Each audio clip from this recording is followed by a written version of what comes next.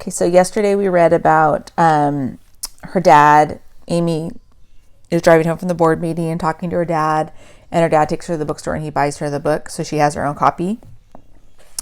The next chapter is called The Girl with the Mullet. Sometimes I like to pretend I'm the main character in a book. My mom and dad and sisters and Rebecca are all characters too, and Mrs. Jones maybe, and Miss Vaughn, my teacher, and the other kids in my class. But I am the main character. I am the one who explains everything that's happening in my own voice. The one things happen to. The only problem is the best books aren't the ones where stuff just happens to the main character. The best books are the ones where the main character does something, like run away to the Metropolitan Museum of Art. And that's why I could never really be the main character in a book. I never do anything. I stuck my bookmark in from the mixed up files right at the point where Claudia and Jamie collect $2.87 in coins from the restaurant fountain in the museum, and watched out the window of the bus as it took me to school. I'd already read all the way through my new copy of From the Mixed Up Files once already before I went to bed. We stopped at Rebecca's house and she flopped down in the seat next to me. "How was the school board meeting?" she asked. I shrugged. "You would have liked it. They said make a motion, and I second that a lot." "Robert's Rule of Order," Rebecca said. "That's what they're called. It was written by Robert somebody or other." No kidding, I thought, but I didn't say so. "Did you read the thing you wrote?" Rebecca asked. I looked out the window. No. "Amy Ann, you worked all week on that." I shrugged. "Mrs. Jones talked though, right? What happened?" "Nothing. All the books are still banned." Rebecca saw the book in my hand. "Isn't that one of them?" "Yeah, my dad bought it for me."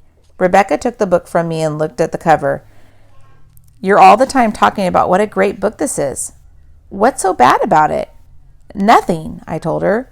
"That lady said it teaches kids to lie and steal and cheat, but they don't do any of that stuff. Only, now that I thought about it, they do lie about running away to the museum, and Jamie does cheat at cards, and I guess you could call it stealing when they take the coins from the fountain."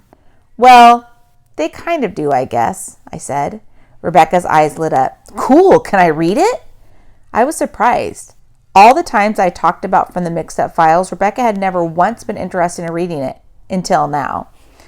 "Okay," I said. I pulled my bookmark out and gave it to her. "Only don't lose it." Rebecca looked pleased with herself. She started flipping through it to look at the pictures. I grabbed the book and closed it. "Don't look ahead, you'll spoil it." Danny Purcell leaned over the back of our seat. "Hey, are you guys talking about the books Trey's mom got banned?" Rebecca blushed the way ladies do around my dad. She liked Danny, only she never said so. But sometimes when I was talking to her in class and I realized she wasn't listening, it was always because she was watching Danny. I didn't get it. Danny was nice and he was good at sports in gym class, but all he really seemed to care about was his hair. He had a big football helmet of hair that he wore down to his eyes like the frosting on a cupcake, and he was all the time combing it down with his fingers to make sure it was swirling the right way. "I saw the list in the newspaper," Danny said. "You read the newspaper?" I thought, but I didn't say it. "I read that list," Danny said, "and I realized I know one of these books. You know, like not from class. It took me a while, but then I remembered why. We own one of them. It's on the bookshelf in my house. It's been like there forever." I perked up. "Which one?" Danny threw his head back to flip his hair into place. "Something about waiting for a girl. I don't remember, but the cover was this girl with a mullet talking to a ghost." "What's a mullet?" I asked. "It's when your hair is short in the front and the sides but long in the back," Danny explained, the hair expert. "Girls don't wear mullets," Rebecca said. "Well, this one does."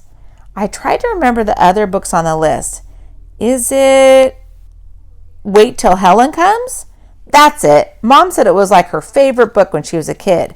Man, I hope she never had a mullet. That is not a good look. Wait Till Helen Comes was one of the books on the list I hadn't read. "Can I borrow it?" I asked. Rebecca and Danny both looked at me in surprise. Sure, yeah," Danny said. "I'll bring it tomorrow." Rebecca looked lasers at me, like I was interested in Danny too. I just want to read the book, I told her. I want to read it too, she told Danny.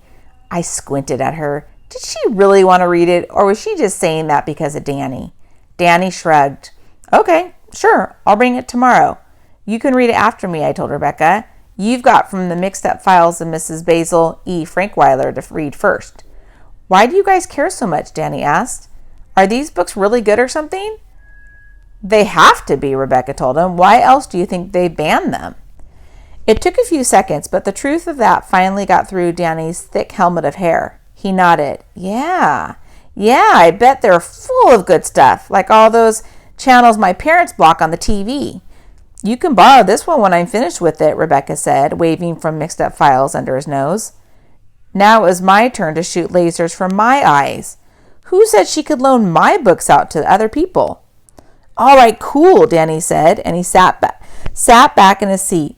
I lifted my hands at Rebecca as if to say, what gives? But she just blushed again. Whatever. At least now I could be sure she would actually read it. The bus pulled up to the school, and I hauled my backpack into the aisle. That's when I saw who'd been sitting in the seat in front of us. Trey. He must have gotten on while I wasn't watching. How long had he been sitting there? Had he heard us talking about his mom and the banned books? Had he heard me loaning mine out and asking to borrow Danny's? Trey flipped a sketch pad closed, put it in his backpack, and slid out past me. He gave me a quick look as he went by, but didn't say a word. What was that supposed to mean? That he had heard us? Was he going to rat us out to his mom? Danny nudged me along, and I followed Trey off the bus. I was being silly. So what if we were reading the books Trey's mom had banned from the library? They weren't library books. They were our books, and nobody but my parents could tell me what books I could and couldn't read. Mrs. Jones had said so, which gave me an idea. Okay, so what do you think she's going to do? Okay, she has an idea. What do you think she has an idea about? Think about that, and I'll post another chapter tomorrow. Okay, bye, you guys. Have a wonderful night. Miss you guys. Bye.